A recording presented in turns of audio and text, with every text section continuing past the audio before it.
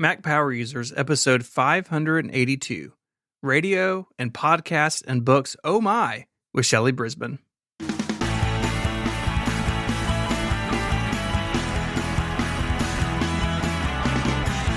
Hello and welcome back to Mac Power Users. My name is Stephen Hackett. I'm joined as always by my friend and yours, Mr. David Sparks. Hey, Stephen. How are you today? I'm good, David. How are you? I'm doing good, man. I'm looking forward to making a Mac Power Users episode. We got a friend on the show today that we haven't seen for a few years. Welcome back to the show, Shelly Brisbin. I'm glad to be back. Thanks for having me. It has been a long time. It's been too long. But, you know, Shelly's very important. She's like on the radio. She's writing books. Here's a lady that's doing a lot of stuff. And we always want to hear about her workflows. And looking forward to getting you in the hot seat today, Shelly, so we can get some good details from you about how to get our work done faster. Sounds good. Before we get started, this week on More Power Users, Stephen and I are going to do a check-in on the Apple Watch because I believe Stephen and I, we haven't talked about it yet, but we have very differing opinions and we need to air some things out. So we're going to do that on More Power Users today. Yeah, it's a good mid-cycle, time to check in. Yeah, I have thoughts. I've been hearing some things you're saying, and I have concerns. But we'll save it for More Power Users. Shelly, tell us a little bit about yourself for folks that aren't familiar with you, and let's get started talking about your workflows. Sure thing. Well, you mentioned a little bit of it. I'm kind of a multitasker. I can't do one thing at a time because I get nervous. So my day job is at a radio program called Texas Standard. We're a daily statewide public radio news show in Texas. And I manage the website, and I also produce reported stories and segments for the show. But wait, there's more. I also make a couple of podcasts, including Parallel, right here on Relay FM. And I write books. Most recently, my book about iOS accessibility, iOS Access for All, is in its 8th edition for iOS 14. And so a lot of podcasting, a lot of writing, a lot of producing, and a lot of audio. That's basically me. Well, I mean, that book is, I think, one of the authorities on accessibility with the Apple's mobile computing devices. And I love that you keep it up because I know that Apple's always making changes. Yeah, it's a lot of work, but it is necessary to update it every year. And I feel like having created a firm foundation several years ago makes it easier to update each year than it otherwise would be. But my goal really is to be the comprehensive resource for accessibility information. There are a lot of little bits of it that you can get various places, but I want a hands-on resource that anybody with any interest in accessibility can pick up and find the thing that they're looking for. A good friend of mine was at a Stevie Wonder concert when Steve Jobs died. And he was telling me how, Stevie interrupted the concert to kind of mourn Steve Jobs because he felt like Apple was the first company that made technology available to, people suffering, he's blind, suffering from his disabilities. And it really surprised me what, how far ahead Apple seems to have been in that space, at least over the last few years. It was funny because for a long time, Apple was not ahead, and they kind of came in with a vengeance in 2009. I also don't think Stevie Wonder would tell you that he's suffering from disability. I think he would tell you that he is living his best life. And Stevie has had a long-time relationship with Apple. He's been in some of their advertising, but he also is very active in the accessibility tech community generally. In fact, I've seen him at accessibility tech conferences hanging out in the Google booth. That seems to be where his favorite place to be is. So I think Stevie is not just a one manufacturer accessibility fanatic. Yeah. Well, it's funny. I have a funny Stevie Wonder story. I was at the NOM show in Anaheim one year, and a good friend of mine works with Yamaha. And so I got to hang out in the Yamaha booth for a while, and there was this really great crunchy sounding keyboard there, and it just was great for funk. And I was playing on it. I'm a very average piano player, but he's like, "Hey, you like that piano?" And I'm like, "Yeah." He says, "Yeah, that was Stevie Wonder's." And I'm like, "Holy!" It's like I pulled my hands away as if I had just been stung by a bee. It's like that piano should never have my fingers touch it. It's like, Yeah, I have a Stevie Wonder story too, which the very short version of which one year when I did encounter him at an assistive technology show, I was carrying around my microphone and my field recorder because I was doing interviews on the show floor. And so my friends, thankfully for me, goaded me into going up to him and asking him a few questions, which he was extremely gracious to answer. And even when I said, well, I'll ask you a couple questions, and he looked at me and he said, make it 3, which was so awesome. And then I recorded him, except I didn't record it. It didn't get recorded. It's horrible. Oh, no. But he was absolutely delightful. Yeah. I feel sort of left out. I don't have any Stevie Wonder stories, but I'm glad everyone else does. We all have Stephen Hackett stories, though. So yeah, that's a little less exciting. And as a jazz fan, that guy has serious jazz chops if you ever like take apart his music. But anyway, we're getting off the rails here already. Shelly, what gear are you using these days to get your work done? So I have a couple of machines in my life. I have a 2015 21-inch iMac, which is my personal machine. I'm really looking forward to the day when Apple puts out those first M1 iMacs, because I'm either going to be in line for that or some other Mac to replace this one in my personal life. The radio station issued me a 2019 MacBook Pro, so a little pre-keyboard improvements, but since I use it in clamshell mode most of the time, it doesn't really bug me, and it is very well-suited to my needs. I also have a 12.9-inch iPad Pro, which I love, love, love, and we'll talk about it a little later, but it becomes involved in my on-air life on the radio, and it's one of those things where when I got it, I thought I would use it and that I would love it, but I've begun using it in ways that I never expected to. So those are the main machines. And then in my podcast studio, I have an old crotchety 2013 13-inch MacBook Pro whose only job is to record stuff. And I think the deal that that Mac and I have made with one another is that if I leave him in the studio and let him just record things and don't ask anything else of him, he's not going to crash. And that seems to be working out. That's MacBook Pro retirement life, it sounds like. You got Pretty one much. job. He just lives in this dark closet. He records. He's got stickers. And as you can tell, I anthropomorphize my computers to some extent. So that's okay. Totally fine. But the trick there is let's talk about that for a minute, because people do have old Macs around that you can unipurpose that way. I think, what are some best practices? The first one would be don't put software updates on it.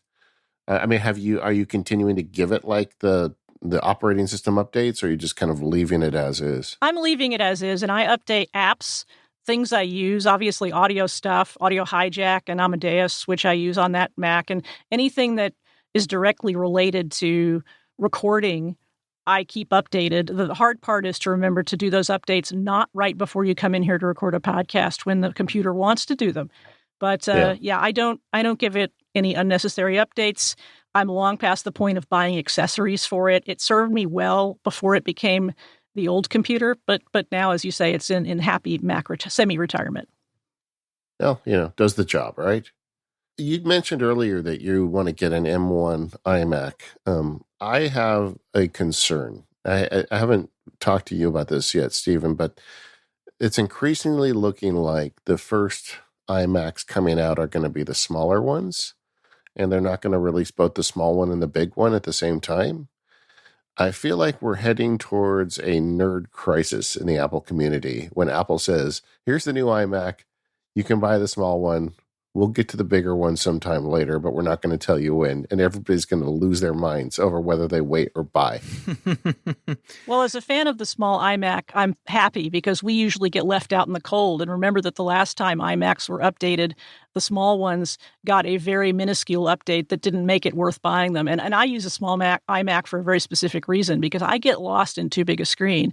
And the sort of shorthand for somebody who doesn't have a visual impairment as I do might be, oh, well, don't you want the biggest screen possible? And that's true for some people. But for me, I like a screen that is a size that I can manage sitting 2 or 3 inches from it. And for me, that's what I would really like is a 24-inch iMac. I have some 24-inch external monitors, and those are kind of the best of all possible worlds for me. So the idea that you guys are going to have to wait while those of us who like the smaller iMacs get them, it doesn't make me sad. I'm sorry to say.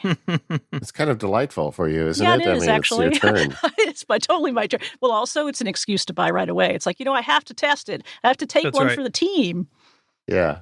And the rumor is that one is going to get updated to 24-inch. I mean, it's all That would rumors be at this point. Who so knows? great. I'd love that. Yeah.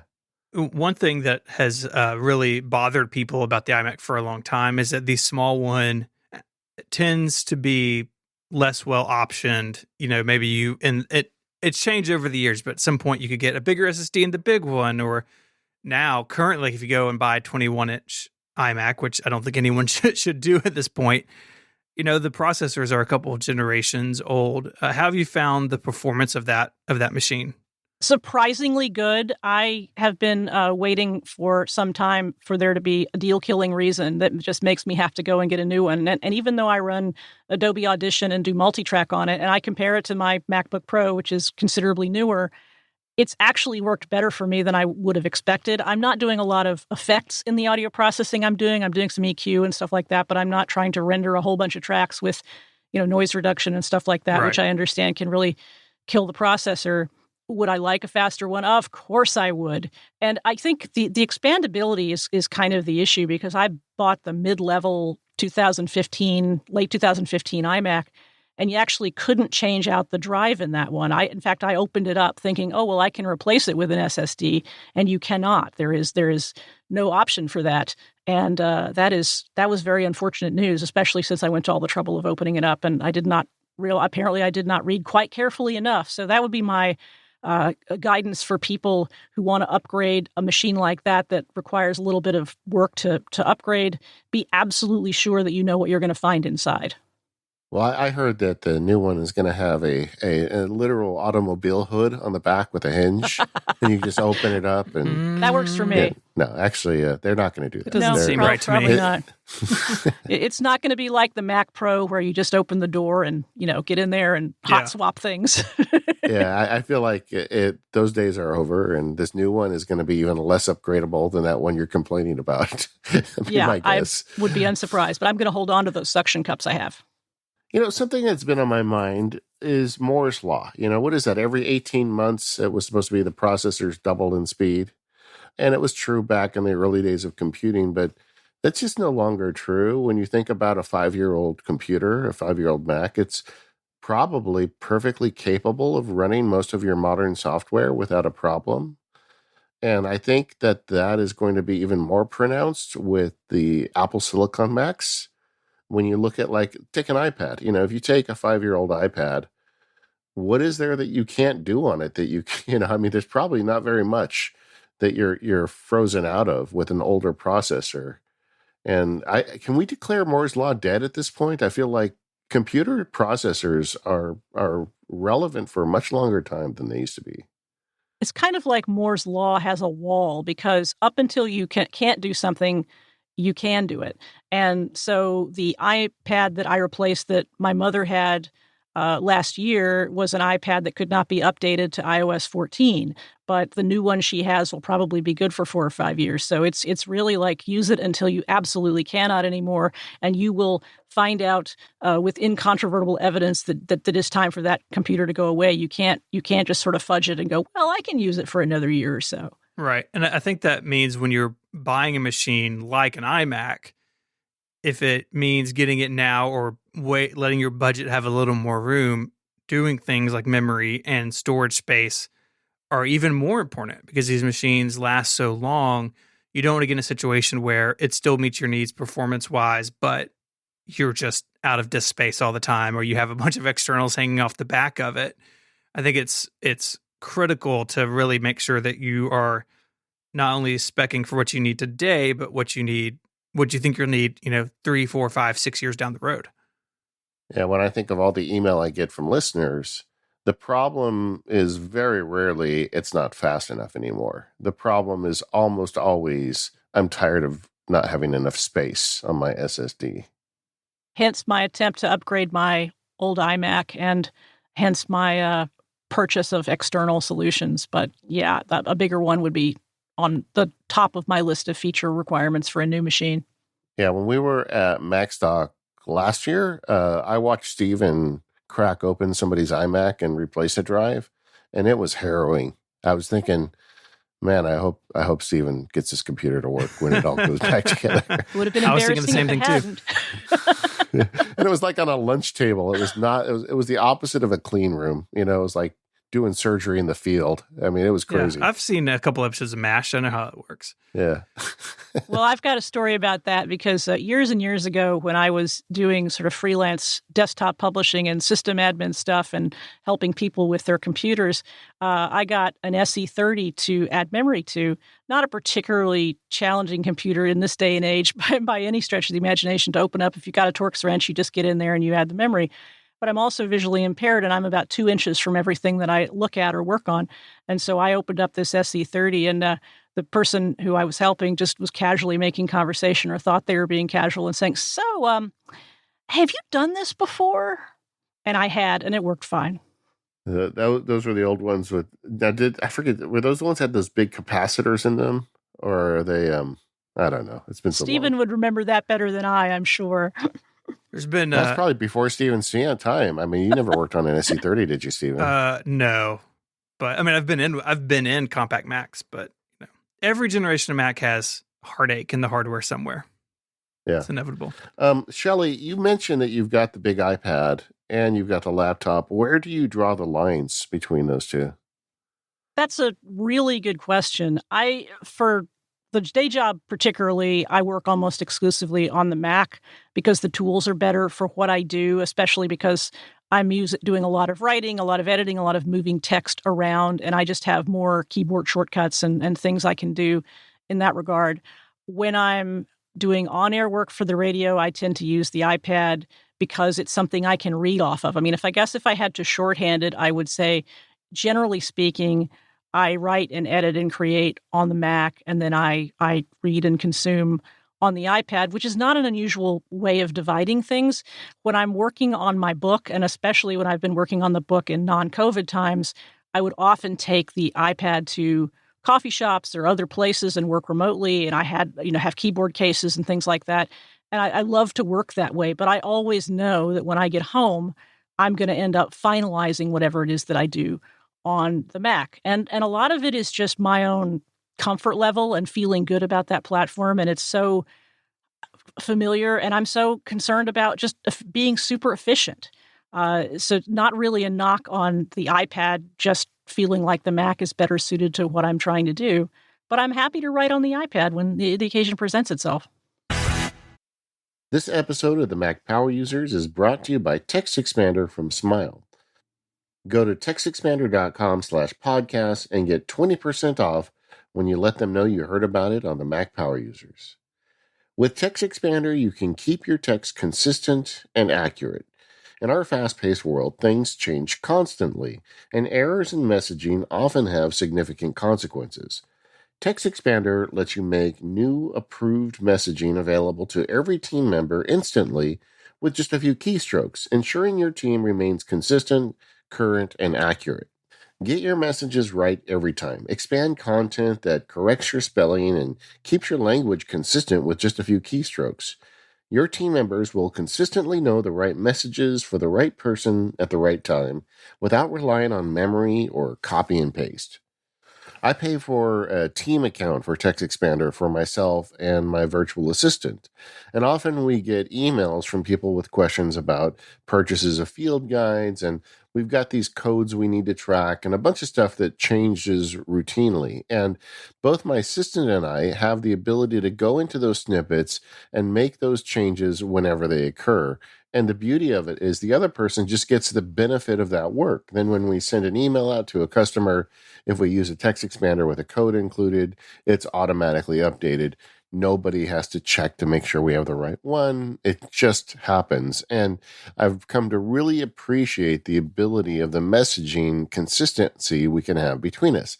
And we're just a small team with 2 people, but we get benefit from it. And I can only imagine how much more benefit you would get if you had a bigger team. So if you've got a team at work and you're trying to deal with customer support or just get consistent messaging to your customers and clients and vendors, TextExpander is the answer for you. And best of all, you can get 20% off for your whole team. Just go to textexpander.com/podcast to learn more and sign up. And when you do so, make sure you let them know you heard about it at the Mac Power Users to get that 20% off.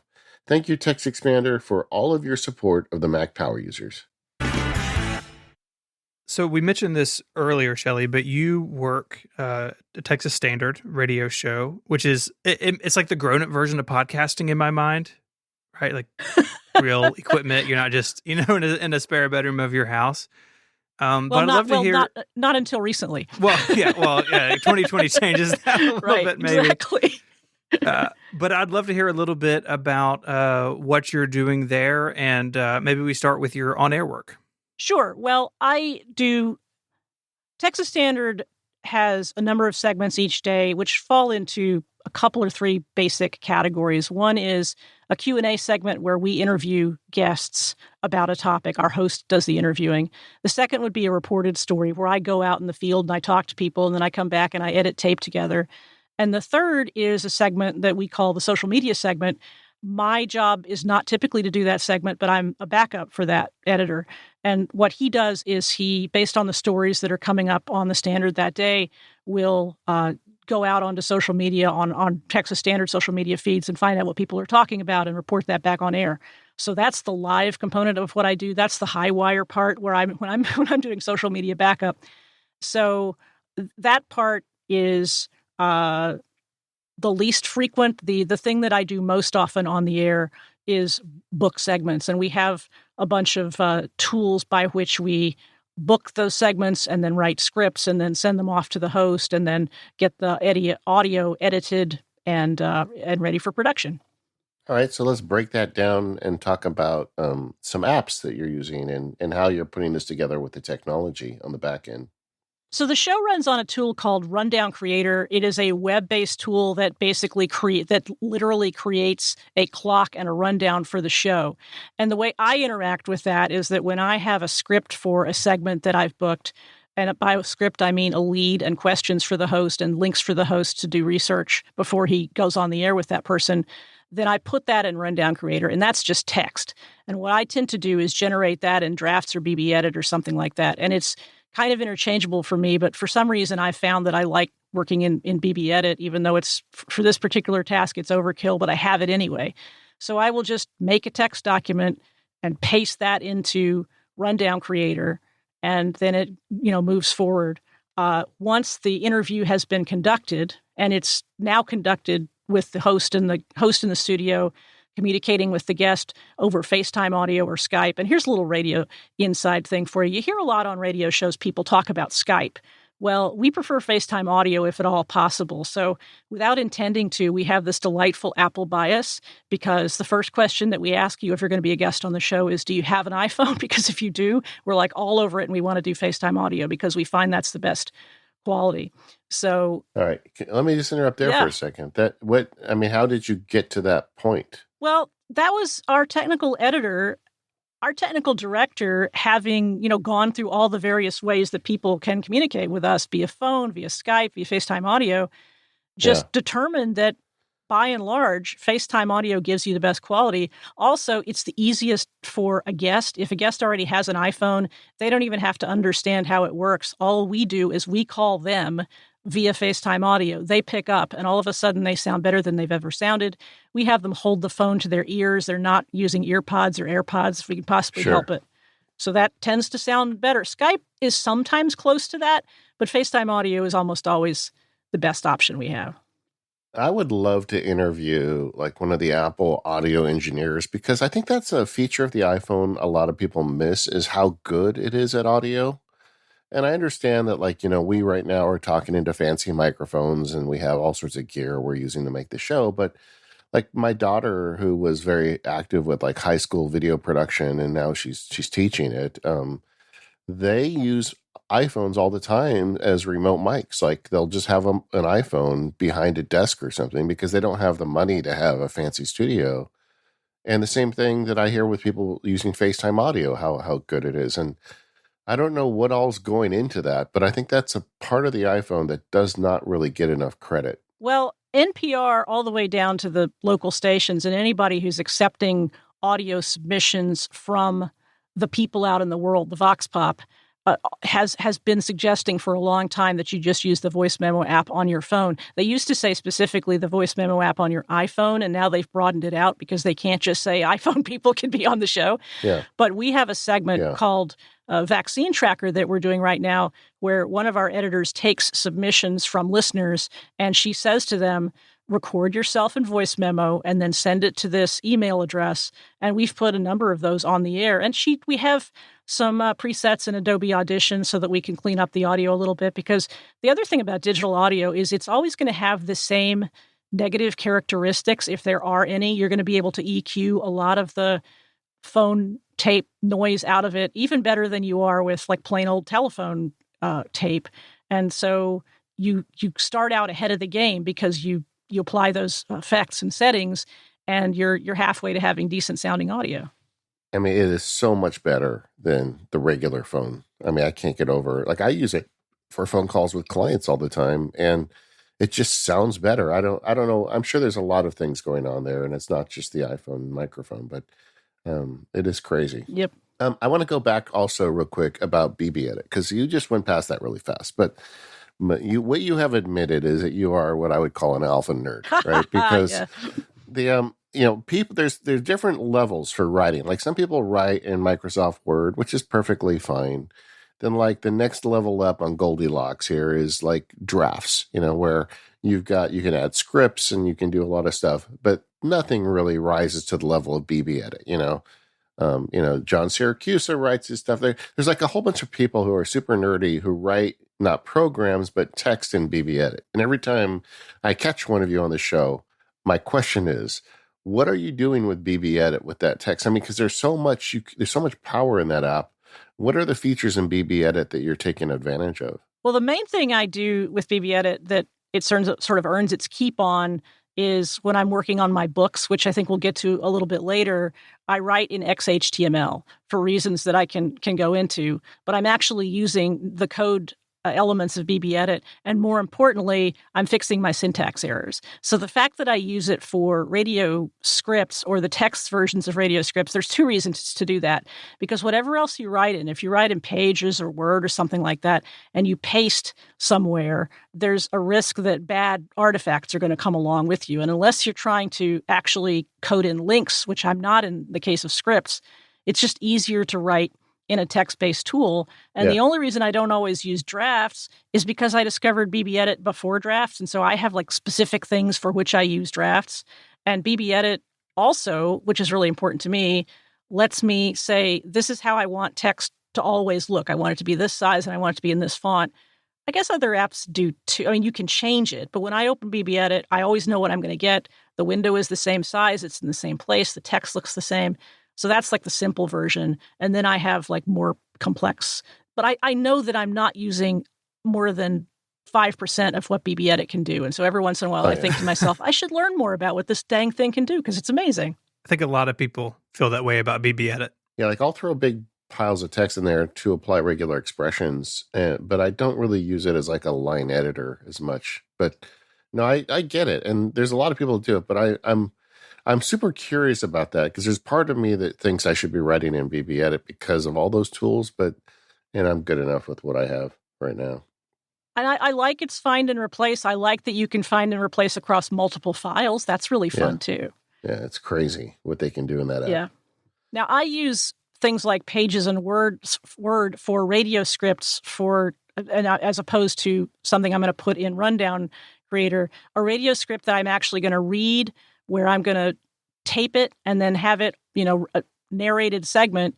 I'll use Pages or Word or even Google Docs for the following reason, because there's kind of a formula for how much text equals 1 minute of radio. And so I have a Word template or a Google Doc template. I think I have them both set up the same way, that if I paste in my text, it double spaces it, it puts it in the proper font, and I know 1 page equals 1 minute. And so it's a real quick shorthand. Before I even read the text aloud, I have some sense of how long that script is going to be. And that's what I do for the live scripts, because I'm usually in a hurry. I've got a segment that goes on at 10:19 a.m. and it's 9:47. I don't have time to read through my script 3 times. I'm just going to paste it in there. I'm going to apply the template. and then I'm going to transfer it over to the app where I'm going to read it aloud. But that's really different than writing text that's just going to be text and is going to go into Rundown Creator. Sure. You also do some teleprompter work, right? Yeah, for those live segments, the workflow basically is I spend the early part of my day figuring out what I'm going to talk about. I'll put Twitter prompts and Facebook prompts out on the site and say, hey, this is what's coming up on the show. What do you think? When I get comments from listeners or when I sort of figure out what's going to be the hot button issue, then I have to write 2 scripts. I have a 1-minute segment and then about a 3.5-minute segment. And so what I do is I build those scripts in usually Pages lately, because this teleprompter app that I have for the iPad, it's called Teleprompter by Joe Allen. There's a basic version and a premium version. And I love the premium version because not only can I take a Pages document, put it on my iCloud desktop, and then just open it up in Teleprompter and have it formatted exactly as I want, the size of text, the color of text, the speed at which the text moves across the page. But I can have it on my 12.9-inch iPad Pro, which I have on a stand that is eye level with my microphone. And especially now that I'm working at home and I'm doing these via FaceTime audio as well, I'm basically the show is calling me and I'm reading that script aloud from the teleprompter on my iPad Pro. And that is the easiest workflow ever in terms of just like turning something from words that I pasted into a file to a script that I'm reading out to an audience on 30-year radio stations. You said you have to, so you do the same story with a 3.5-minute and a 1-minute version? I have a 1-minute version at the first break in the show, and then the 3.5-minute segment is at the end of the show. So the first is kind of a tease. Here's what we talked about in the A segments. What did you guys think of it? And then people will respond. And then by the end of the show, we may be talking about other topics. The end of the show is more lighter stuff. Hey, it's football this weekend. Such and such a Texas person is doing an amazing thing. And I know and care nothing about sports, which is why I always talk about it, because I'm insecure. And so I always get on this show and feel like I need to talk about sports. But so I have to build 2 segments. And the way I've sort of sorted that out is I have an A segment template and a E segment template. So the A segment template, it reminds me, hey, you only have a minute. You're only going to be able to hit 1 topic and maybe 2 comments. But the E segment is quite a lot longer. And so I'm trying to shoot for, 3.5 pages or so of copy. And then then I have to cut it back because I know the host is going to talk to me at some point in the middle of that. But that's just my brain needs to put it in the individual boxes so that when I get on the air, I don't have to think about things like, oh, I hope I didn't write too long.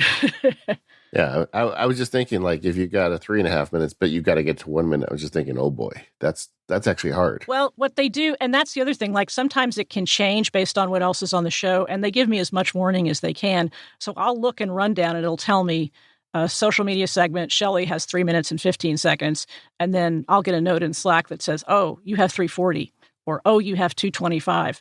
And I also will have, because I come into my little podcast closet here, and I have a website where I go and I need a timer so that I can watch my time tick down. But I found one online that is really giant type. So it looks kind of like those studio clocks that you would normally see in a radio studio.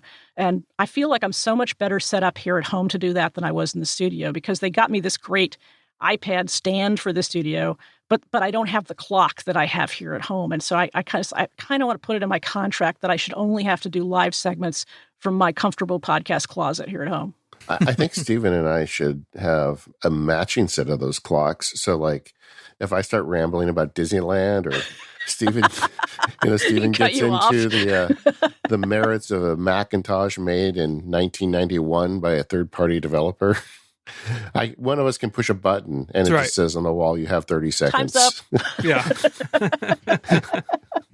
Yeah, I've always been curious about how people prepare audio that has to hit an exact window of time, because here on podcasts we can just ramble forever, and so it's really interesting to hear how you have baked that into your workflow, so you know what you're going to get at the end of it.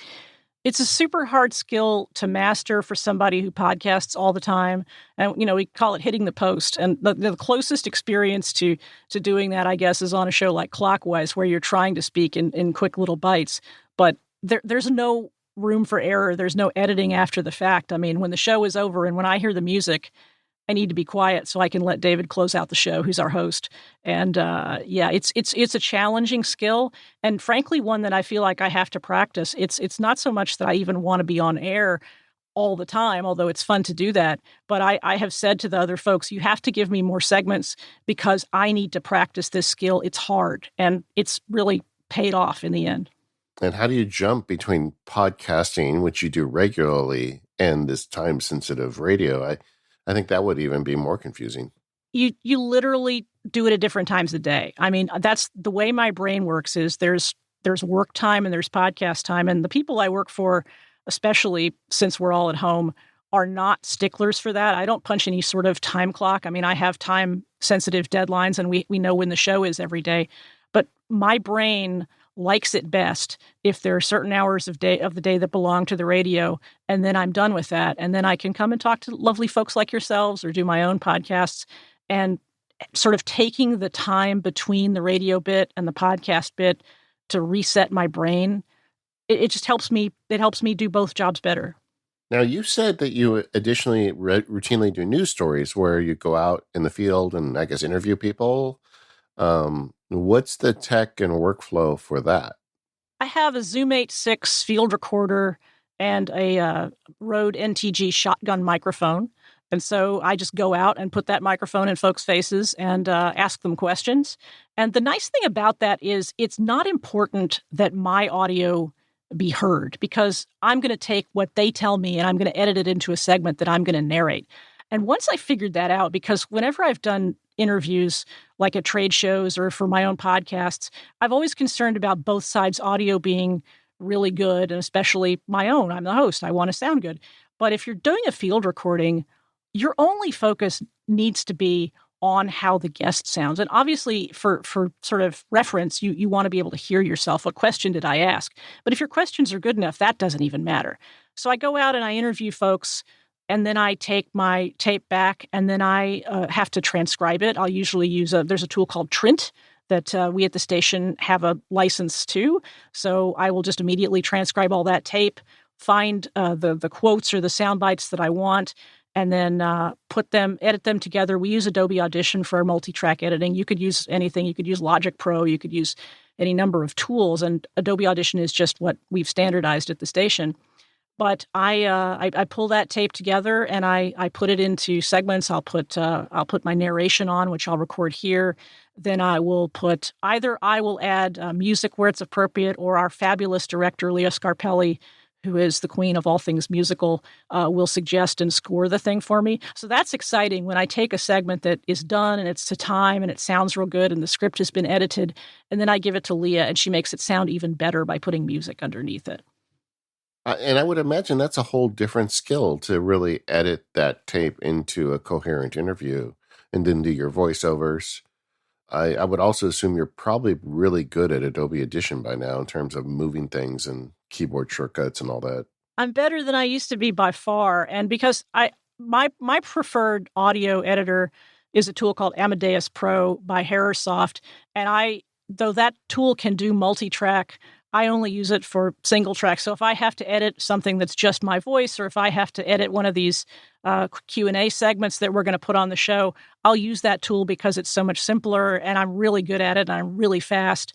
And then for Adobe Audition, I typically use that when I'm having to do complicated multi-track segments. And then I will send the whole session to Leah to sort of give it the final polish if it needs it. And she's real good, too, about giving guidance and saying, here's what you could do to make it sound just that much better. And so I've now started using Audition in my podcasts because I have panel shows where I have, 2 to 4 guests. And so I feel much more comfortable in multi-track than I used to. And I really enjoy it. I think it can be a lot of work, and there are challenges when using Adobe software sometimes, but it's also really flexible. You can customize your keyboard shortcuts if you want to. I haven't done so much of that, but I've gotten better at, ripple deletes and fades and all the things that sort of make it sound much better in the end.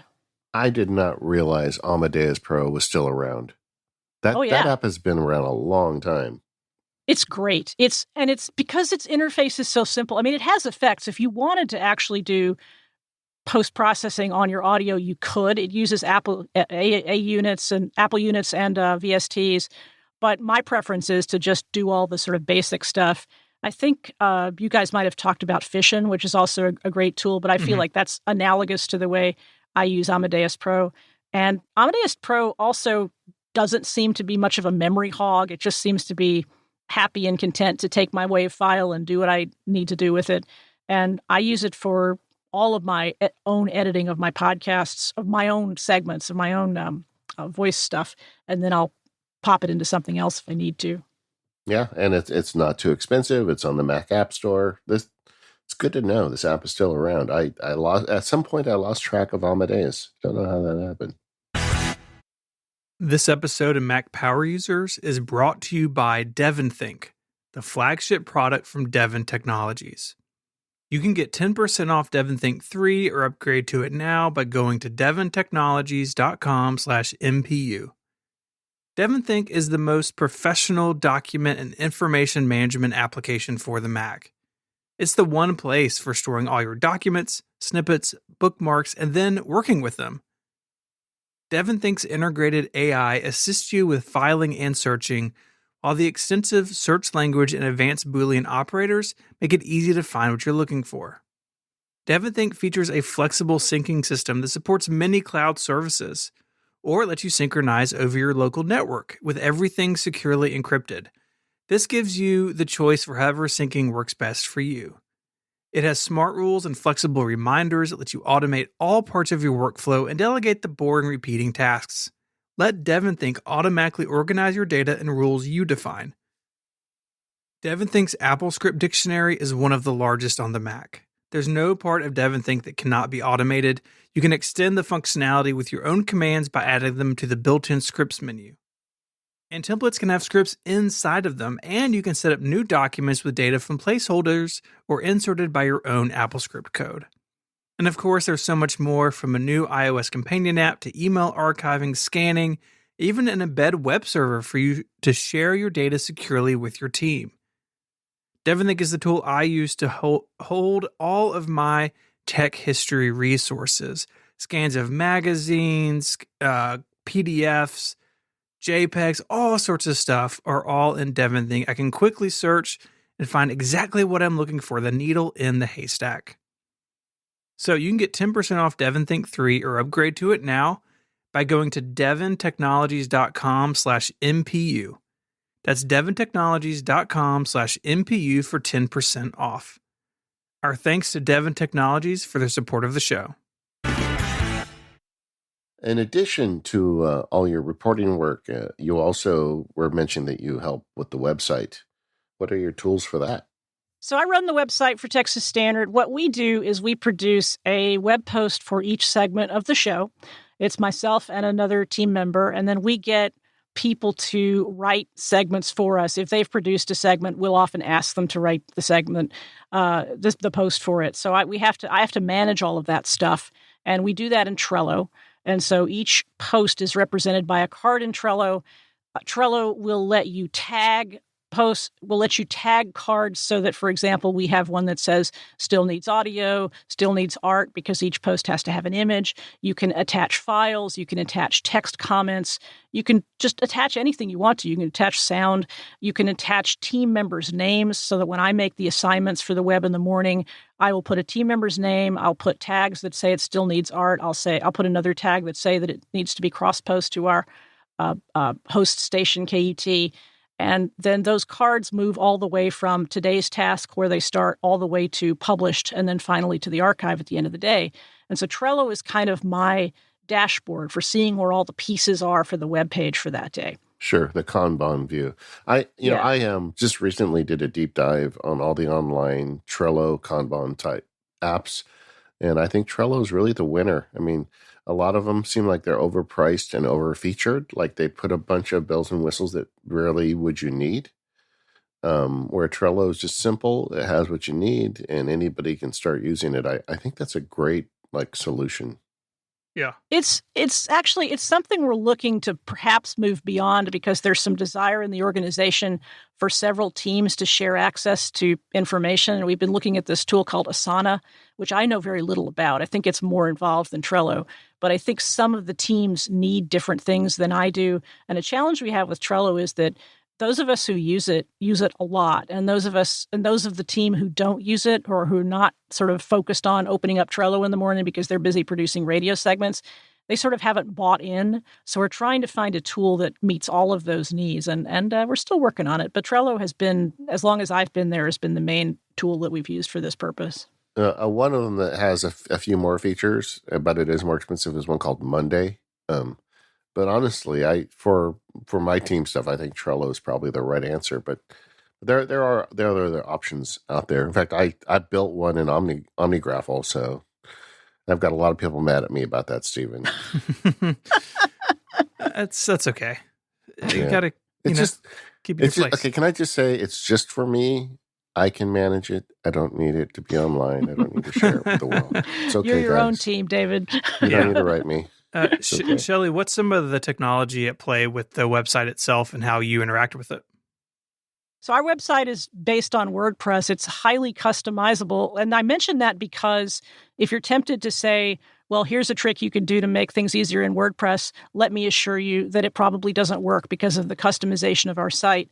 So what I've had to do, and I'm happy to do it because they're great tools, I've built a lot of Keyboard Maestro and a lot of Text Expander into the way I build the segments that we do. So several of our segments have templated text within them. This is Week in Politics with Texas Tribune, and here's a link.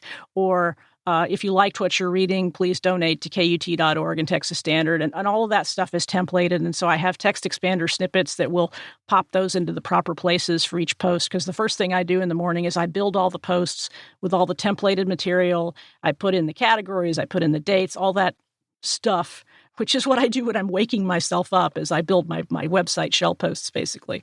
And some of the more complex things that I have Text Expander do for me are, for example, build the rundown for the show post. There's one post that encapsulates everything we're doing on the show, so all 8 or 9 segments. And I have basically an HTML template that I've built that formats it the way I want to.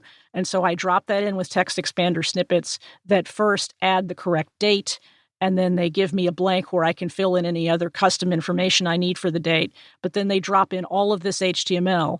And again, I can't use Markdown, so don't even ask me that, because that's not available on our site, sadly.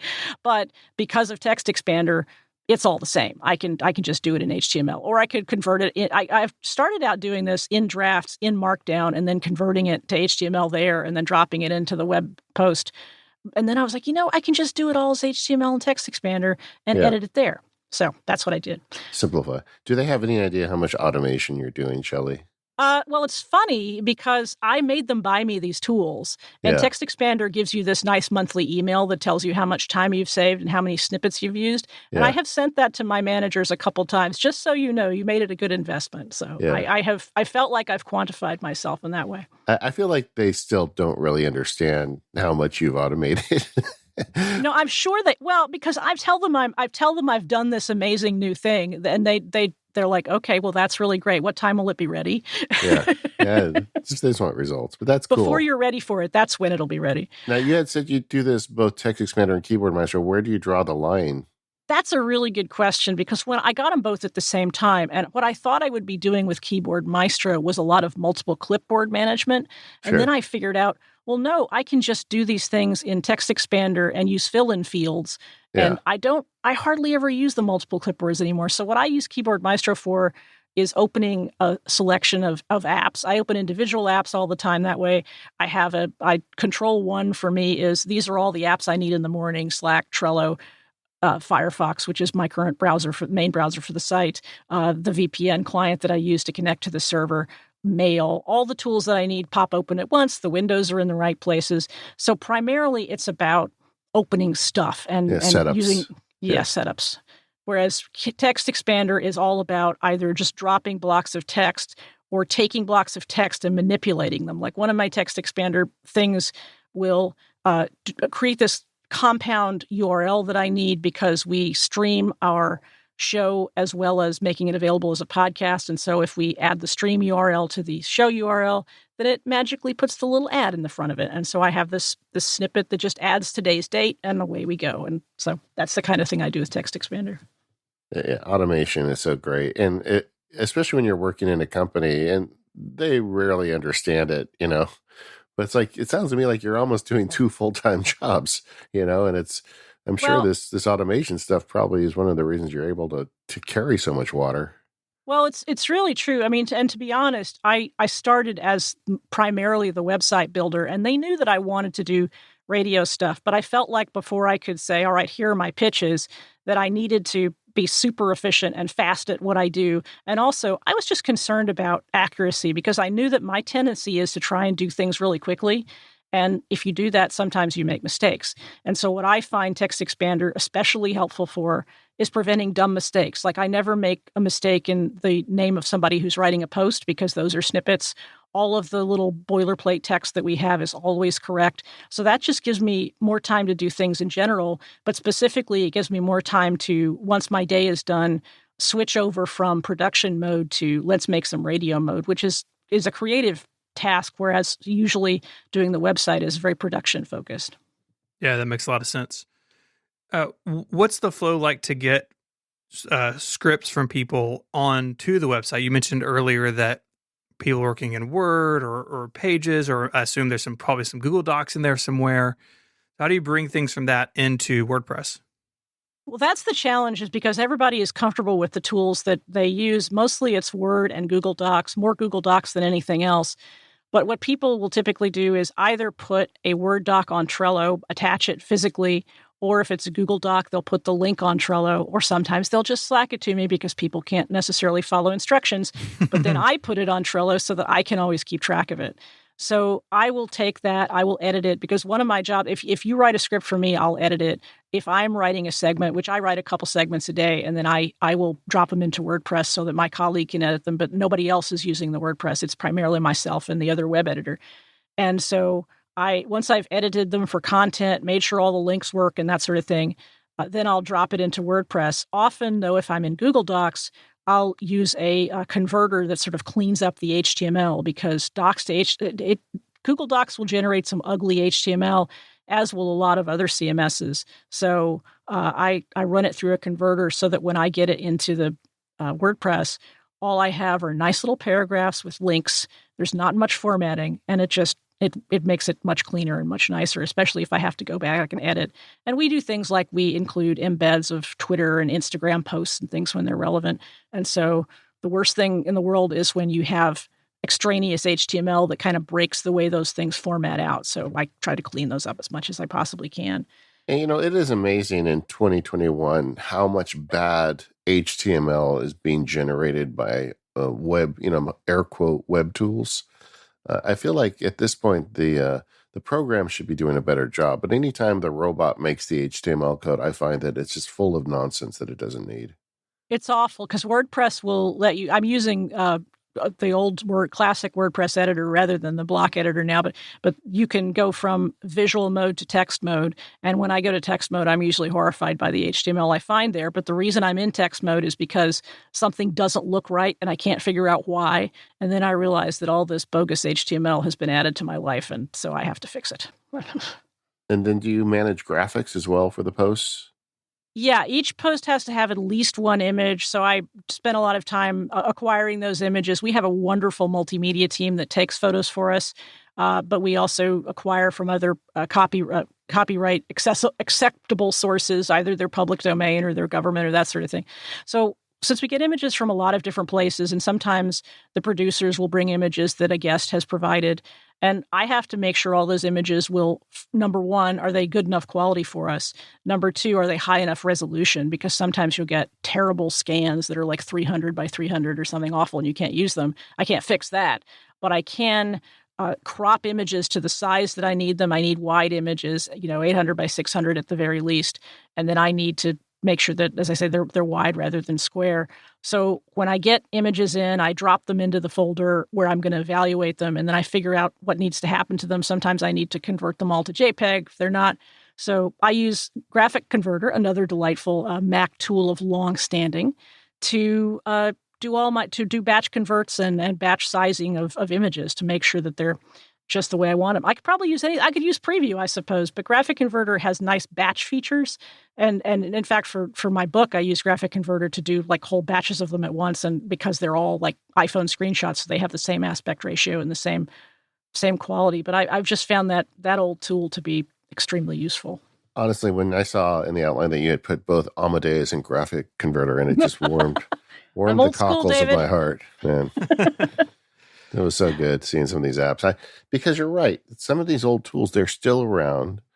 They don't have massive marketing budgets or whatever, but they are very good apps and long proven. And, Graphic Converter, the batch processing is what put it on the map in the first place. Now they're up to version 11 of Graphic Converter. I went and looked it up. What I like about it, I have the whole Adobe suite, right? I could do all that stuff in Photoshop, one photo at a time. But just the overhead of I've got to launch Photoshop, I've got to wait for it to load, I've got to dig through all the tool palettes that are there. Graphic Converter is just so easy to fire up, do exactly what I need to. It does help that I know the app super well. But, using a hammer on a nail instead of a bulldozer is which is a terrible metaphor, but you get the idea. It's yeah. Well, and a full version of Graphic Converter, if you've never owned it before, non-upgrade price is $40. Like, how much does it cost for 1 month of Adobe Photoshop? Because it's only a subscription now. I don't know what it is, but I would guess that you'd get to $40 pretty quickly. And you get more tools. And if you need things like Illustrator, if you're making custom graphics, I'm not building a lot of my own. And in fact, we're trying to make more custom stuff. And we use Adobe Spark for that, which is a web-based tool that lets you do really interesting text overlays on images and create animations and stuff that are really a lot of fun. But mostly what I'm doing is dealing with still images that have come from many places and have many qualities. And all I need to do is make sure that they fit properly. Shelly, you've got this thing about the dual Mac lifestyle. You got to explain this to me. I don't understand. So here's the thing. So I have always done work for the radio station on my personal Mac or on the work Mac. It doesn't really matter to me, whichever Mac is closest to hand. But especially after the pandemic, when both of those Macs were living here, it became crucial to me to have a browser that had all the work bookmarks and another one that had all the home bookmarks, and that I have a file system that am I at work or am I at home? It was important to me, not to the university that owns the Mac that I have, but it was important to me to just be able to keep track of stuff. And so the first thing I did, and I started this in Chrome, and I'm using Firefox now more than Chrome, and I believe both of them will do it. But the first thing I did was create an account for home and an account for work. And so all of the work stuff, all the tabs and the folders full of bookmarks that I need for work are in one personality. That's my work life. And then the other one has all my podcasting and my personal stuff, any bookmarks that are not associated with work. And since I sync those across both Macs, I can still work on any Mac I want to. But if I save a bookmark, I'm not saving it to the wrong place. I'm not like, oh, that's a bookmark for work, but I saved it into this Chrome personality that has nothing to do with work. So I don't make mistakes like that. And then I also, because we have access to all these different cloud services, I decided that iCloud was going to be the one where if I needed to move files between the work and the home life, I could do that in iCloud. And the way I made the decision was just things I don't want to share with my work, I put in Dropbox. And so my iCloud drive, I have mounted on my work machine. And if there's a file that for some reason I would like to get or send to my home self, I just put it on the desktop and it's available for me when I need it. And just that little bit of knowing where to put a thing so that I can find it on the other device. And of course, it's available on the iPad as well. So I've used that a little bit for on-air scripts. Like if I generate a script, sure, I can put it on the desktop and there it is. And so that's just made me feel less scatterbrained, I guess is the main thing I'd say about that. Well, I mean, you brought intentionality to this problem of multiple kind of personalities on your computer, the work computer versus the personal computer. But right. I mean, I'd argue for you, it's a work computer on both sides because you're creating content on both sides of it. Exactly. But I mean, it's just like because the first brush of it was, as I say, it's a work computer that is being backed up remotely for the benefit of my employers. And so that's great, but I want to think about what personal stuff, if any, do I want on that computer. It's not so much keep my personal stuff off the work computer because I shouldn't have it there for their purposes. It's for my purposes. What do I want to protect and what do I want to keep over across this walled garden? And if I decide that I'm at the MacBook Pro right now and I would like to edit a podcast, I'm not doing anybody any harm if I drag that podcast over and edit it in Audition on my work laptop. But when I'm done with it, I need to make sure that it's back where I can find it in my other life. Yeah, and I've bumped into this wearing my lawyer hat. I mean, it is, people forget when you've got a work computer or anything on there, they have access to it. And sometimes people have stuff on there they really would rather should not have had on there. Right. One of my favorite features while we're on the topic is those different profiles in Chrome is you can set the UI colors in Chrome to be different. And so the one that I have for logging into my YouTube channel, because it's the only thing I use that Google ID for, the top of the browser is bright red. So I know that I'm logged into, like, this is the account the videos live on. Don't do anything else in here. And it's really something I wish Safari had. I switched to Safari a couple years ago and I've stuck, but there are definitely times where I miss the ability to switch into a different profile and be logged into a different set of things. Absolutely. And I miss that too, because I would like to be able to have my bookmarks seamlessly move with me over to the iPad because I'm still using Safari on the iPad. And so I haven't really sorted that for myself yet. This episode of the Mac Power Users is brought to you by SaneBox. Go to sanebox.com/MPU to get a $25 credit on any plan. There's one thing you can do right now to make your email life easier, and all it requires is going to sanebox.com/MPU and signing up. Because SaneBox is like a set of power tools for your email that will work with just about any email client or service. And for a low monthly fee, you can just improve your email. SaneBox has a whole host of tools available to you once you sign up for it. Now, this starts with filtering. Now, when SaneBox looks at your inbox, it can only see who sent the email and what the subject line is. But just with that little bit of information, it is spooky good at filtering your email for you. It may put some stuff that's not as important in the later folder, leaving your inbox with just those key emails. So when you check your mail, you see just what you need to see. But there's a whole bunch more you can do with SaneBox. You can use deferring email. So you can say, take this email and hide it from me until next Monday morning. Or you can have it go ahead and put it in the black hole. SaneBox has this thing called the Sane Black Hole. So if you get email from someone and you don't want to ever hear from that person again, you ban them from the black hole. SaneBox takes care of the rest. The features just continue to grow because they just keep adding them to this service, and it's kind of amazing. One of my favorite is Sane Reminders. It's a feature that I've never seen in any other email application or service, and it's really awesome. So when you send an email out to someone important, you can blind copy it to 1 week at sanebox.com. And you don't have to just use 1 week. You can use hours or days or whatever, but I usually use 1 week. And if that person doesn't write me back in a week, I get a reminder from SaneBox telling me, hey, that person never wrote you back. What are you going to do about it? Before, I used to track those emails individually in my task system. It took a bunch of effort and time. Now I don't have to do that because SaneBox does it for me with this Sane Reminder service. And it's more than all that filtering. It also has attachments for like Dropbox support. So any attachment you get gets sent to Dropbox. They've got pricing plans starting as low as $4 a month.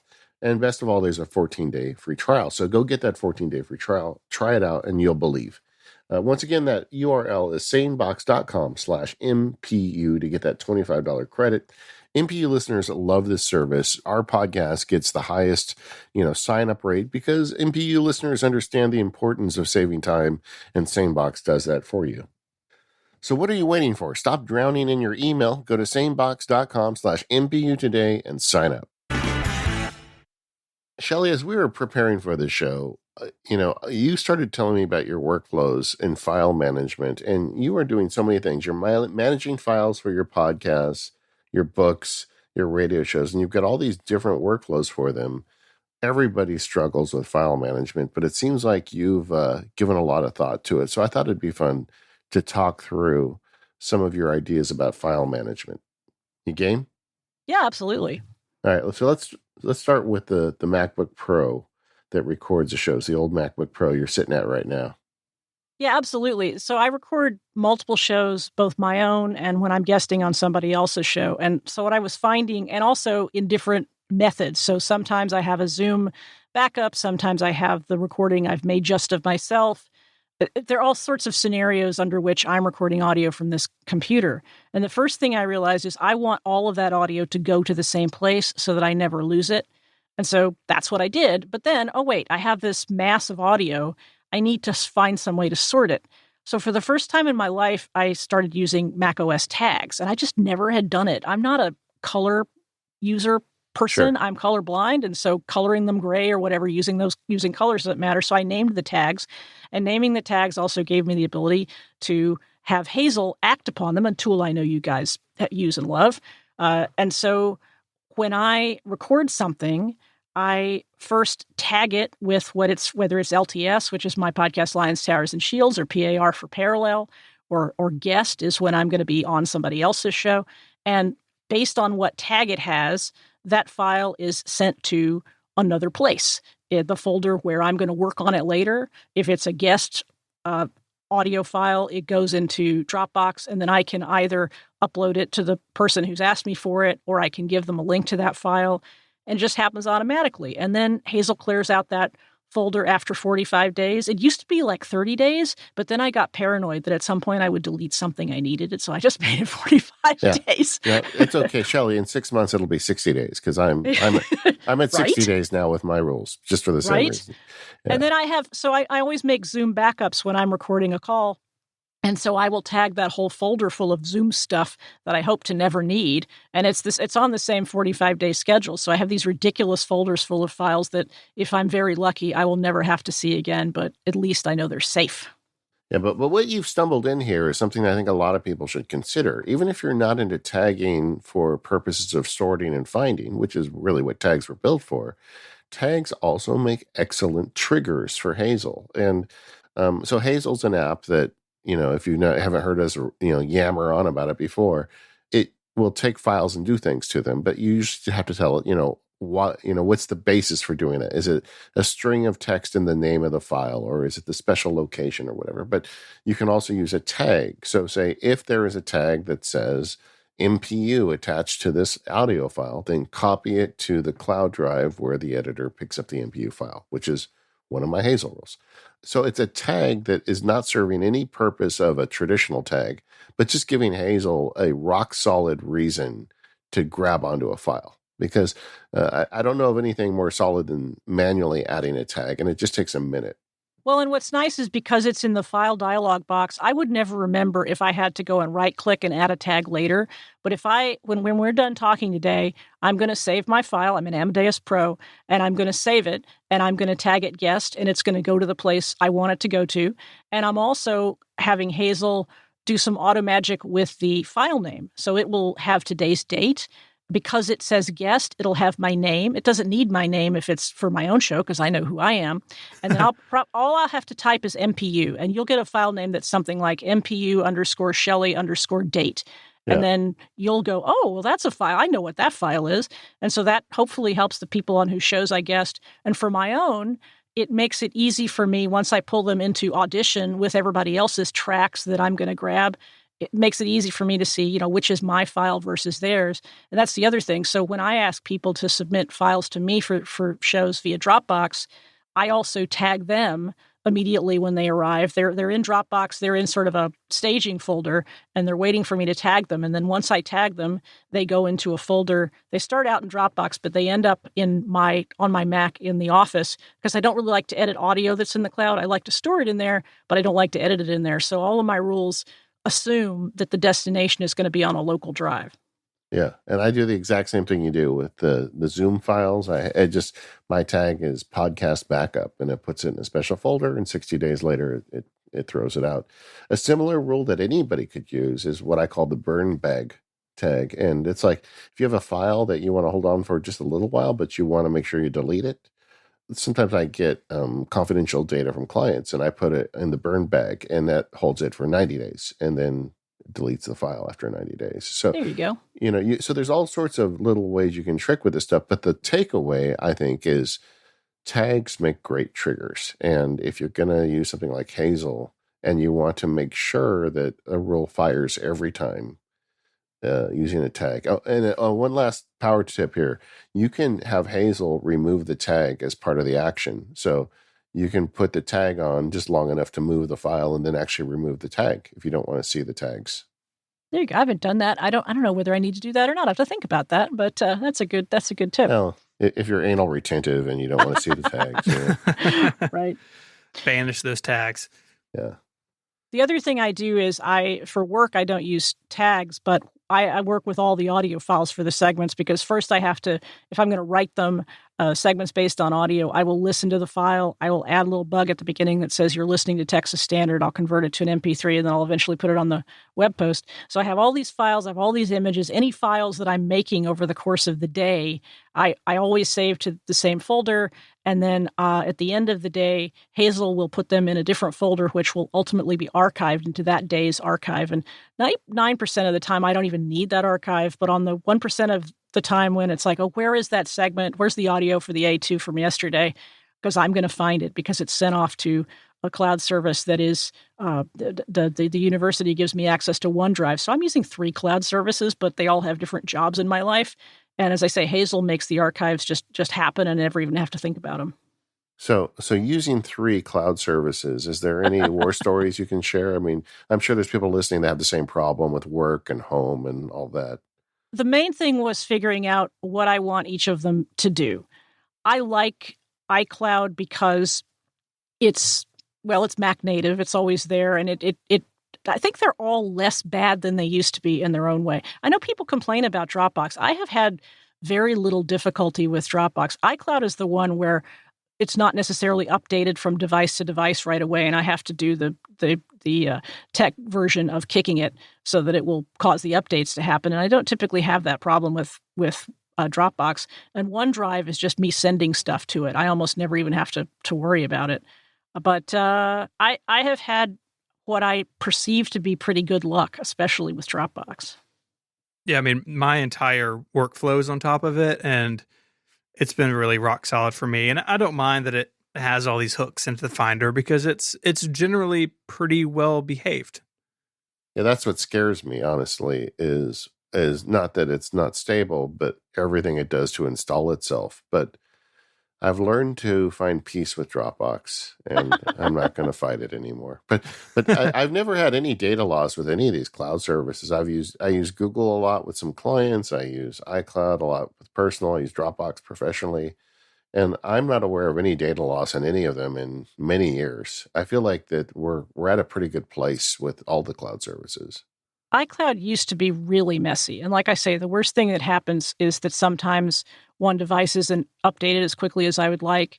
And usually if I either wait or if I refresh, I'll get what I need. The trouble is that because I'm shipping audio around, it's not as quick as if it was just, oh, let's get that Pages document moved from one place to another. Because one thing I do in podcasts is I use Ferrite on the iPad to strip silence out of my segments, and then I move those back and forth with iCloud. And sometimes then I go to the computer to actually put the files into Audition and edit them, and oh, it's not there yet. And so I have to wait. But then I just remember how bad it used to be when sometimes there was data loss several years ago, and I guess I feel fortunate. Yeah, we used to always joke about it on really old episodes of Mac Power Users, how we thought there was like one computer in Cupertino that was the iDrive, you know? That's right. Yeah. It's like, and then no, that guy turned it off one night. Well, Shelly, how are you backing all this stuff up? I mean, you got a lot of stuff on cloud services, which isn't really a backup, but it's better than nothing. How do you manage this between your multiple machines? Well, it's funny, on the iMac, which is the one that I had intended to upgrade and determined I couldn't when I opened it up, I had bought a 500 gig SSD. And so this is going to sound so silly because it's just a really simple thing, but I bought one of those little whole, I call them toasters, because it's just a little thing where you can sit the SSD in vertically and connect it to your Mac. And that is now my Time Machine backup. And it was, $30, and I can put 2 of them in there. So I'm tempted to get a second SSD that's, maybe bigger until I get the new iMac, of course, with lots more storage. But that's sort of my first line of defense. And then I have 3 other levels of local backup. One, and I know we're supposed to have offsite backup, and I did until the pandemic. My offsite backup used to live in my desk at work, and so that was easy because I would just, once a month or whatever, I would ship it home, or I would ship it back to work in my bag. But now that I don't go anywhere, occasionally I take it over to my mom's, and then I forget it's over there. And so the least attractive part of my backup scheme is the offsite backup. But I've been using Carbon Copy Cloner for all that, and I probably should invest in something like Backblaze. And I feel like that is the weakness, is that I don't have like a professional offsite backup system, but I do have 3 levels of local backup because drives are cheap, and so that's kind of what I've done. No, I get it, but it's like $50 a year, and honestly, I spend $50 a year on way dumber things than an offsite backup. Right. It's not going to be too hard to convince me, especially when I get the Mac with the bigger internal drive, and then I'm like, wait, we need a new plan. And we have a giant movie server. It's something my husband manages because it's on a Linux machine, and he does all the backup for that. But it's this enormous, I think, 6 terabytes of movies and the likes. That's the main, and then the photos are also on the same machine. So that's like our big backup thing that he has to sort out, and I'm just trying to back up a couple of Macs. Now, if you ever want to get religion about backup, just make a tech podcast, and then you'll start getting email from people that like lose their entire dissertation because they failed to back it up, and then all of a sudden, I know, terrible things can happen. I'm aware. And then suddenly you're just like, you find yourself with like, and like I have like 8 backups or something of my photos. I don't know how many I have, but it is a lot, and at this point, it becomes a sickness. But if I lost that Plex server, I believe I would go into a major depression, because I've spent years building that thing up with just all sorts of great old entertainment that I love, and I love it, and I don't want it to go away. So now you call yourself a born again Time Machine user. What does that mean? It means I never used Time Machine before I got this SSD and put it in this little box as an extra. And so now I just have a Time Machine backup running on my iMac. And it's not even that, I think a lot of people probably do that as a matter of course. Yeah. For me, it was always use Carbon Copy Cloner, have these scheduled backups once a week and rotate them. And I continue to do that.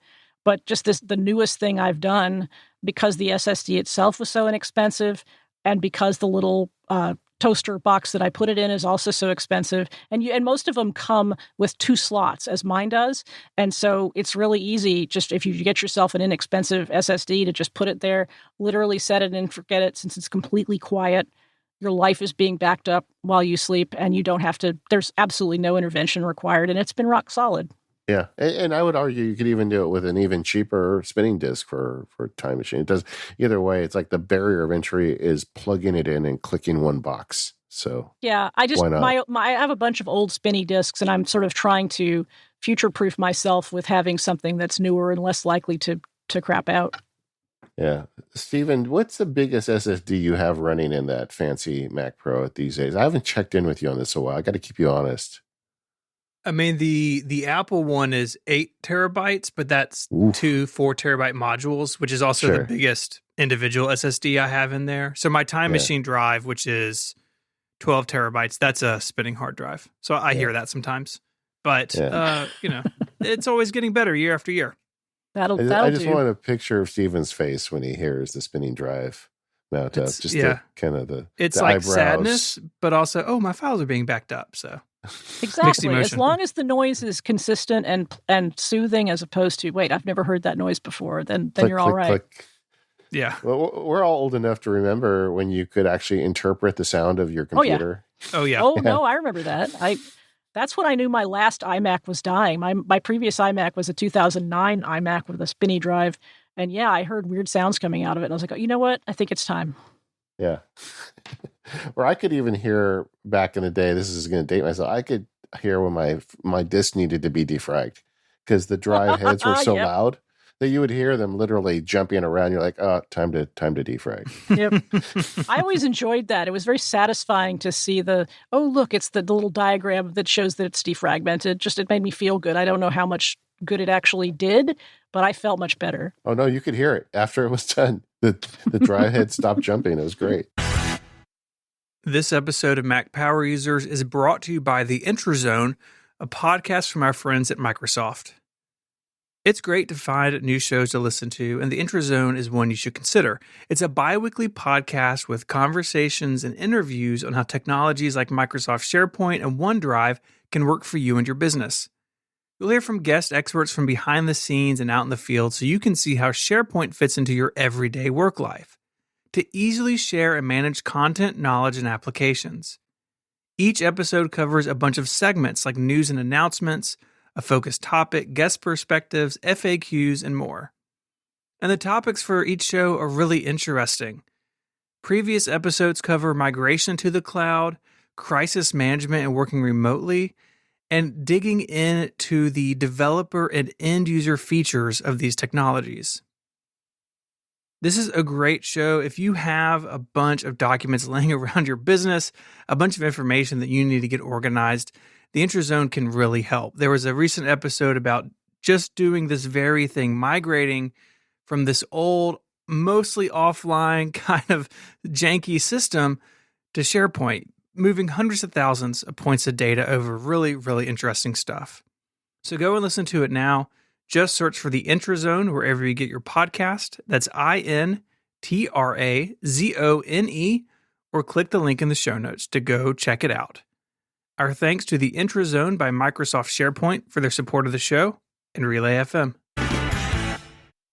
So, Shelly, this iOS 14 accessibility book you just did, I think you said the 8th version of this? Yes. Because you're so intentional with your tools, you got to tell us what goes into making one of these, and what are the apps and services you rely upon? So I should tell you very quickly that the first time I did this, I was under the impression, this is for iOS 7, I was under the impression that you could open up Pages and build a beautiful document and export it into an EPUB format, and that would be a delightful book, that it was complete and ready for the Apple Bookstore and for sales and EPUB. Not true at all. Yeah. And so because Pages let me down, and I realize it's improved over the years, but the fact that Pages let me down so completely was why I ended up going to a completely hand-built way to make my book. And I should first say that I chose EPUB as a format very intentionally. And for those who don't know, that's the default format that an Apple book is. It's EPUB. And that is also completely accessible. There's no way you can break accessibility in EPUB, which you can do in PDF and in other formats. And so that was kind of my first line of defense. I also knew that I could, with style sheets, I could make the text look any way I wanted it to be. I could make it larger than average, which is what I ended up doing. And so I knew I wanted to do an EPUB book. And over the years, the tools have gotten somewhat better. But this is all by way of explaining why I still do it in a really hand-built way, because the thing that startled me when I opened up the Pages book that I made initially was, again, how terrible the HTML code was, because all an EPUB book is a series of XHTML files and then some binding files that link everything together. And you to compile an EPUB book, you zip all those files together, and before you zip them together, you verify that it meets all the EPUB standards. And so there's two ways to make a book like that. You either use something like Adobe InDesign or a dedicated EPUB editor. iBooks Author would make an EPUB that was suitable for the bookstore. Or you do what I do, which is you make all those XHTML files by hand. You put the images in the right place. You edit the binder files. This is where BBEdit saves my life and makes my life far better, because it fixes all my Oh, look, I forgot to close the LI. I forgot to close the paragraph. I forgot to reference that image in the binder. And so the verifier is going to yell at me later on. It also is completely portable so that I can have it in iCloud, and then whatever device I'm in, whether I'm on a Mac or whether I'm on my iPad, I use a tool called Textastic, which is kind of the BBEdit of iPad, not in the sense of sophisticated file management, but in terms of code and giving you hints about where your syntax is broken. So having built the book that way years ago, I continue to update it based on, because all the fundamentals of the structure of the book are always the same. It's the same number of chapters. I mean, every couple of versions I change. Like when iPad OS became a thing, I made an iPad OS chapter, right? But otherwise, it's structurally the same, and I just add new material. And so I build it in BB-Edit. I use Brett Terpstra's Marked to preview it, which is delightful because I can have BB-Edit working on one side, and then whenever I save, Marked updates it, and I can see, oh yeah, that heading looks the way I want it to, or oh no, that caption doesn't look right. So that's as complicated as a project like that is to build. Once you've done it, it's very comforting because you always know the status of what you've made. You know whether you've broken something or not, and so that's my nerdy way of building books. Yeah, and with BB-Edit, it is just a text file at the end of the day, so you can go through and control all of the formatting. It almost reminds me of the old days with the WordPerfect nerds, where they wanted to control every tiny bit of their WordPerfect file. But that's what you get with BB-Edit. Right. And the multi-file search is super important because, I mean, one of the first things I do, it's really basic, but I take the iOS 13 version of the book, and I'm going to talk about iOS 14. So everywhere I replace iOS 13 with 14. Are there cases where that's not what I want to do? Yes, but those are easier to find, that small number where I'm referring back to iOS 13. And I can do that with every single file, and it'll show me this is how many it replaced. It's super fast. If I were better at regular expressions, I could do a lot of things with regular expressions. That's one of these. That's on my to-do list of things to learn, is to just be good at regex, and I'm not. But I know BB-Edit is the tool that would make that possible for me. And anytime I change, say, the name or the position of a heading within the book because it's just an HTML tag, I just replace it everywhere, and it's not broken, and it's just delightful. Yeah, Can't say enough about BB-Edit. I would say, I don't know how long it's been since you tried Pages, but, in the intervening years, Apple has kind of given up on iBooks Author. Yes. They put more resources into the Pages EPUB, so it is not as noisy of an HTML export as it used to be.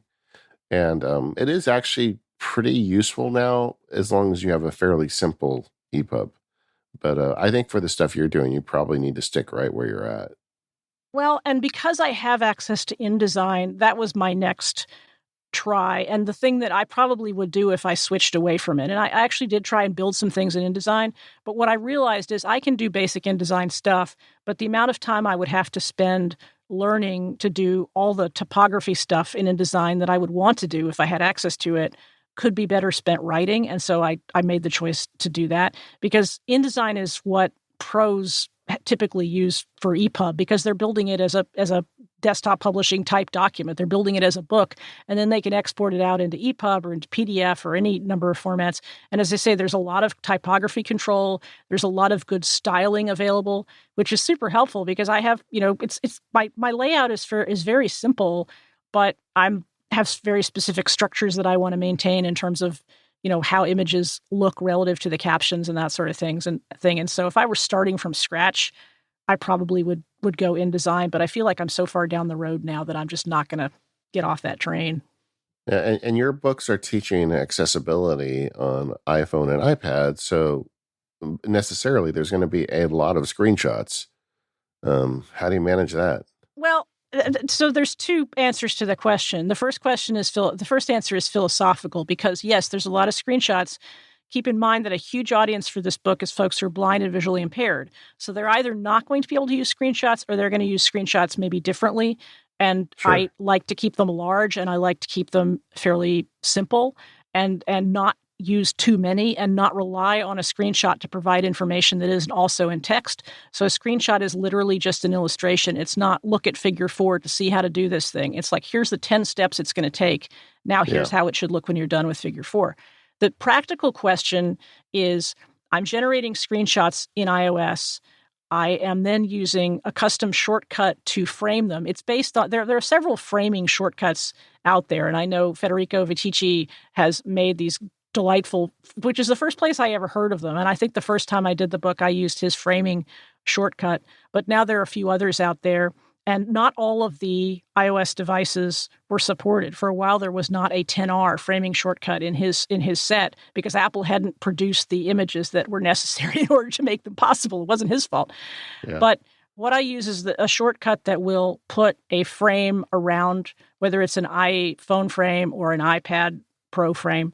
And then I export them out into a certain folder using files. Then when they get on the Mac, I put them in Graphics Converter and I dump them down to the resolution and to the size that I need them to be. So again, a lot of that stuff is automated. And the number of screenshots I have to clean up off of my various devices when I'm done with the book is amazing. It's just like, oh my God, I didn't know you could take that many screenshots. Yeah, when I do the field guide videos, because I have several visually impaired customers, and they write me if I don't, because I need to be very clear and explain what I'm doing because they may not be able to see the screen. And I've gotten a lot better at it over the years because of their support. But that's something you have to think about when you're putting stuff like this together. And it also makes it a better product for everyone else too, honestly. Well, the basics in an EPUB or in any printed or online book is that you absolutely need to have alt text, which is just in general, if you're doing something with HTML and images, you always want alt text to describe what that image is. And because in a lot of cases, and people say, and they say this completely wrongly, that the more decorative an image is, the less need there is for alt text. But that's not true at all, because if you're blind and you come across an image and it's not described in any way, even if it's just a decorative little border or something like that, you have no idea what you're missing. But if there is an image that has a caption that says, here's a picture of David walking his dog, and that's the caption that everybody can read, it's a little less important that you put alt text in there. But it's just good practice. And think of building a book in EPUB or PDF as just another HTML page where you would want to put alt text in there so that the most people can read understand what your image is. Well, you are doing amazing work getting this thing out. Version 8 is out. I'm sure that next year there'll be a version 9 when Apple makes some more updates. And we look forward to seeing that. If Apple makes this a new operating system, I'll make a new book. I suspect they probably will. I was going to ask you about that. What went into the decision to not just publish the book the first time, but to have an update each and every year? Well, the problem that I was trying to solve when I started doing the book was, and this was I got the idea in 2012. My first book came out in 2014.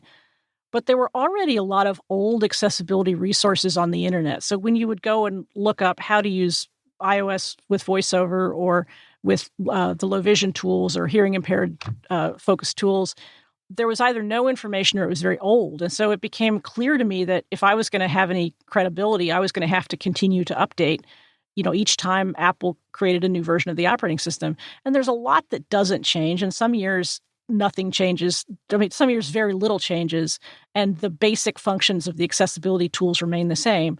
But Apple, as you very well know, likes to move things around. They like to rename things a little bit. They like to add a small feature, but change its function in such a way that it would be confusing if you were reading, an old book.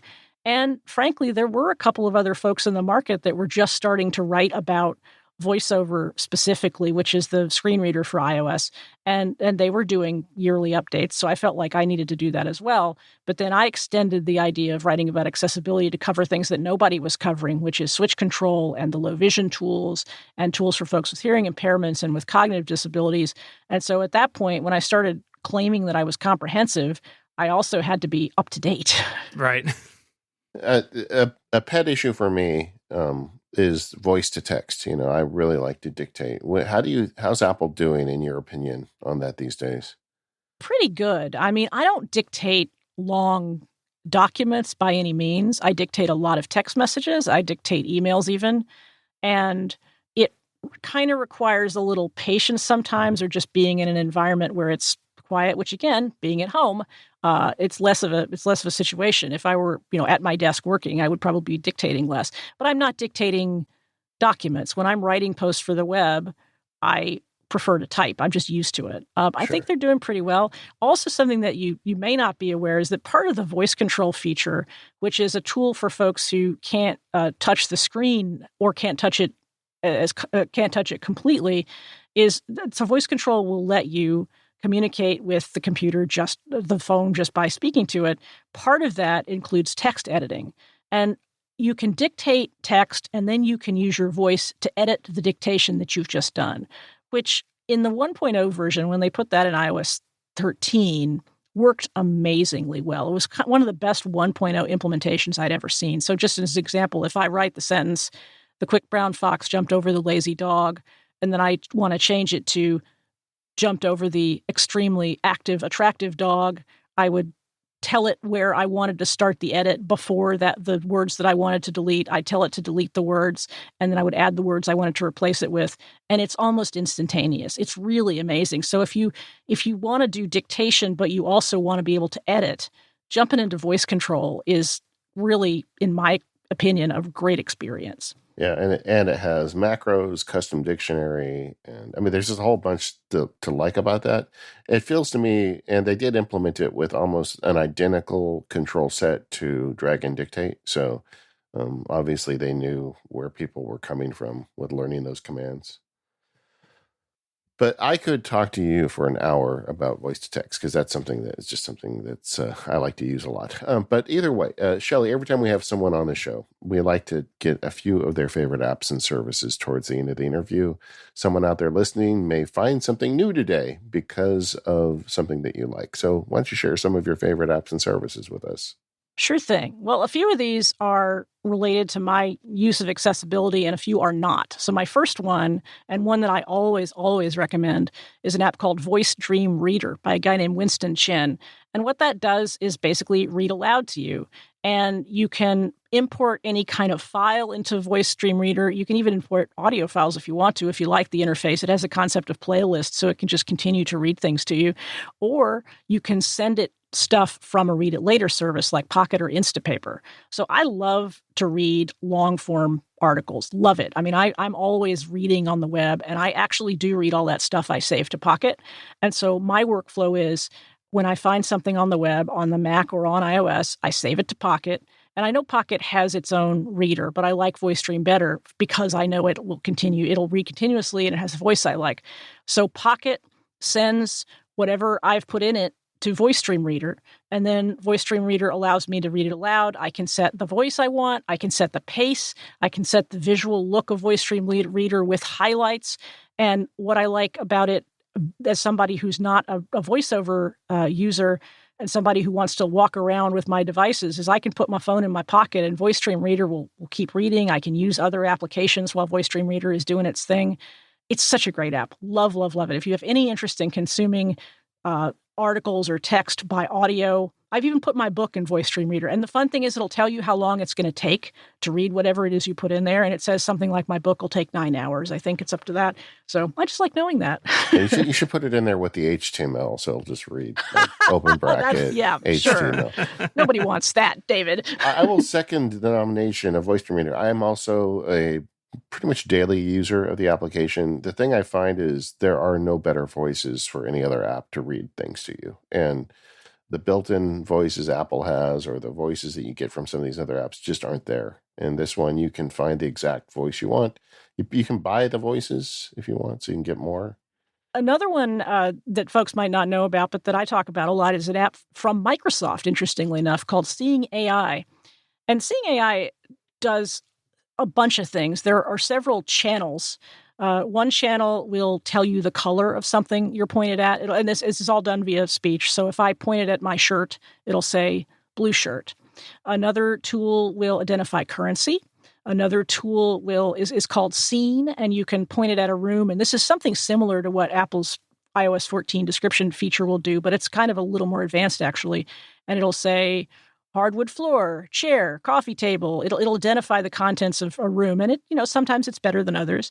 There's a module called Short Text. I'm not introducing these in the order that they are useful because things like short text are probably among the most useful. So, for example, if you're a blind person or visually impaired person and you have a label that you need to read, what's this can? What's in this can? You can hold Seeing AI up to it, and it'll say chicken noodle soup, or it'll read the recipe on the back of the box to tell you how to cook something. So short text is great. It has this incredible feature where this is a party trick I always do. If you point it at a person, it will try and identify that person by characteristics. Like it will say, 47-year-old man looking happy. And I love that. It's a great party trick. And when I first got this, I took it to the office and I showed it to our team. And because I knew it was going to do this sort of age guessing thing, I made sure to point it at our very young interns. So 21-year-old woman looking pleased. Good party trick. What's wrong, Steve? In Microsoft AI thinks you're sad today. All right.